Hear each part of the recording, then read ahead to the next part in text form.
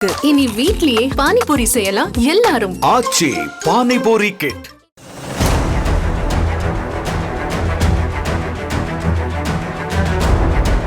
கனிம வளங்களை ஏற்றி செல்லும் குறிப்பிட்ட பதிவு எண் கொண்ட கனரக வாகனங்களை சோதனை சாவடிகளில் எந்தவித சோதனைகள் இன்றி நேரம் காலம் பார்க்காமல் செல்வதற்கு அனுமதி அளித்து மாவட்ட காவல் கண்காணிப்பாளர் ஸ்டாலினுக்கு மாவட்ட ஆட்சியர் அழகு மீனா எழுதிய கடிதம் கன்னியாகுமரி மாவட்டத்தையே அதிர வைத்திருக்கிறது. கன்னியாகுமரி மாவட்டம் தேங்காப்பட்டினத்தில் அமைந்துள்ள மீன்பிடி துறைமுகத்தை சீரமைக்கும் பணிகள் நடைபெற்று வருகின்றன. அதேவேளையில் நீரோடி இறையுமன் துறை சாலையில் கடல் அரிப்பை தடுப்பதற்காக பாறை கற்களை கொண்டு தாழ்வான சுவர் எழுப்பும் பணிகள் மேற்கொள்ளப்பட்டு வருகிறது. இந்த திட்டப்பணிகளுக்கு திருநெல்வேலி மாவட்டம் இருக்கன் துறையில் இருந்து கனரக வாகனங்கள் மூலமாக பாறை கற்கள் கொண்டு வரப்படுகிறது.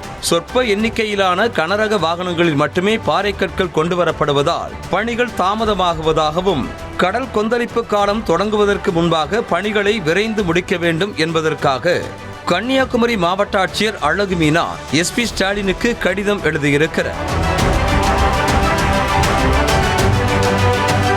அதில் நாகர்கோவில் நெடுஞ்சாலைத்துறை கட்டுமானம் மற்றும் பராமரிப்பு கோட்ட பொறியாளர் சத்தியமூர்த்தி தன்னிடம் ஒரு கோரிக்கை வைத்திருக்கிறார் என்று தெரிவித்திருக்கிறார். நீரோடி இறையுமந்துறை சாலையில் மேற்கொள்ளப்பட்டு வரும் கடல் அரிப்பு தடுக்கும் பணிகள் 30% மட்டுமே நிறைவு பெற்றுள்ளதாகவும் ஜூன் முதல் செப்டம்பர் மாதம் வரை கடல் கொந்தளிப்பு அதிகம் உள்ள மாதங்கள் என்பதால் ஜூன் 7ஆம் தேதிக்குள் இந்த பணிகளை முழுமையாக முடிக்க திட்டமிடப்பட்டுள்ளது என்று நெடுஞ்சாலைத்துறை கோட்ட பொறியாளர் சத்தியமூர்த்தி தெரிவித்திருப்பதாக கூறியிருக்கிறார். தற்போது 4 முதல் 5 கனரக வாகனங்களில் மட்டுமே பாறை கற்கள் வந்து கொண்டு இருக்கிறது என்றும் திட்டமிட்ட தேதிக்குள் பணிகளை முடிக்க வேண்டும் என்றால் நாள் ஒன்றிற்கு 40 கனரக வாகனங்களில் பாறைகள் தேவைப்படுகிறது என்று கோரிக்கை வைத்ததாக ஆட்சியர் அழகு மீனா தெரிவித்திருக்கிறார். கோட்ட பொறியாளர் சத்தியமூர்த்தியின் கோரிக்கைக்கு இணங்க கடிதத்தில் குறிப்பிடப்பட்டுள்ள பதிவு எண்கள் கொண்ட 86 கனரக வாகனங்களை சோதனை சாவடியில் சோதனை செய்யாமல் 24 மணி நேரமும் செயல்பட அனுமதி அளித்திருப்பதாக மாவட்ட ஆட்சியர் அழகு மீனா அந்த கடிதத்தில் தெரிவித்திருக்கிறார். இது கன்னியாகுமரி மாவட்ட மக்களை பெரும் அதிர்ச்சிக்குள்ளாக்கியிருக்கிறது. வெளி மாவட்டத்தில் இருந்து கன்னியாகுமரி மாவட்டத்திற்குள் நுழையும் கனரக வாகனங்களை சோதனை சாவடிகளில் நிறுத்தி அதிக பாரம் ஏற்றி செல்லப்படுகிறதா, முறையான ஆவணங்களை வைத்துள்ளார்களா என்ற சோதனைகள் வழக்கமாக மேற்கொள்ளப்பட்டு வருகிறது.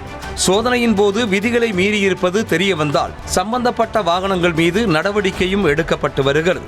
இந்த நிலையில் அரசு திட்டப்பணியை விரைந்து முடிக்க வேண்டும் என்பதற்காக விதிகளை வளைத்துள்ள ஆட்சியர் அழகு மீனாவிற்கு கண்டனங்கள் குவிந்து வரும் அதே வேளையில் பல்வேறு கேள்விகளை கன்னியாகுமரி மாவட்ட மக்கள் அடுக்குகின்றனர்.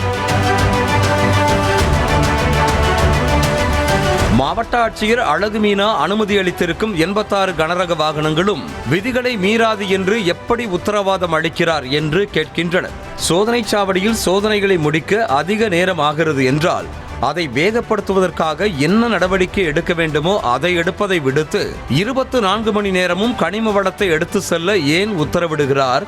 அரசியல் அழுத்தம் உள்நோக்கம் ஏதும் உள்ளதா என்றும் கேள்வி எழுப்புகின்றனர்.